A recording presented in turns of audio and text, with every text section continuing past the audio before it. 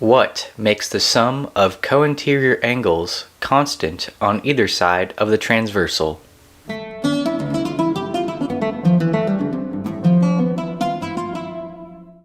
Greetings and welcome to the new math channel. In the last video, we defined angles and right angles.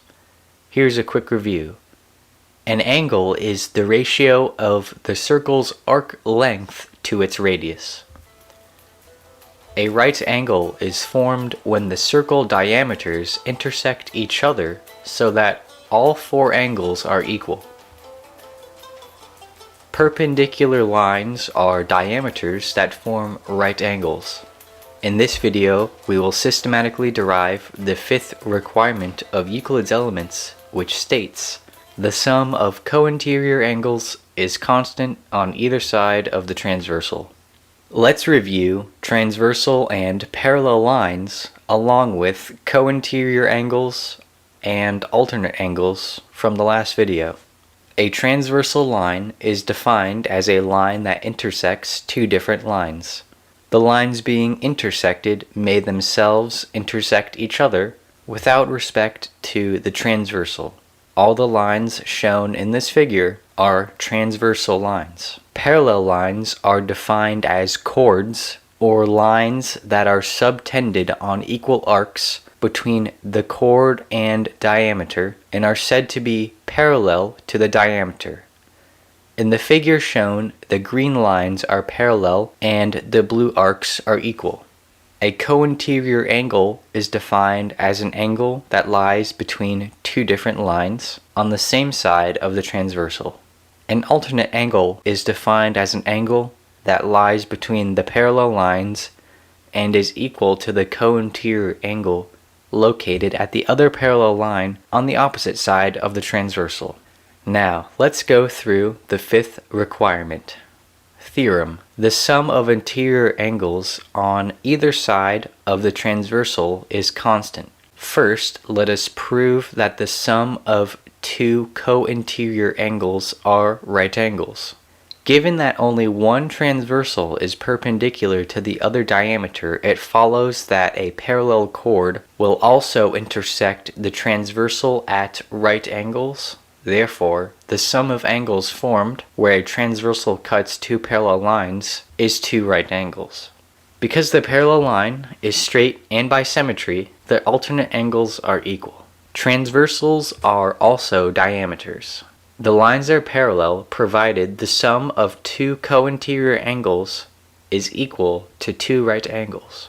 Proof. If we take any other diameter as a transversal, one that is not perpendicular to the chord or remaining diameter, when we see that the alternate angles are equal by symmetry about the transversal. The sum of two cointerior angles is always two right angles, regardless of how the transversal cuts the parallel lines. Next, we will define a triangle and establish a theorem regarding the sum of its angles. A triangle in a plane is defined as the shortest distance joining 3 points. Two of these points lie on one parallel line and 1 point on the remaining parallel line. Next, let's define what supplementary angles are. Supplementary angles are angles with the same vertex such that their sum is two right angles. We will begin the proof that the sum of the angles in a triangle are two right angles using alternate angles and the property known as transitivity of equality.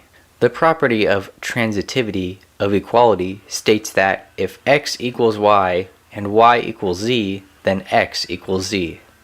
Proof. Here is a triangle with points A, B, and C. Let the lone angle with vertex C on the parallel line be denoted by Z and the other two angles with vertices A and B respectively on the remaining parallel line be denoted by X and Y.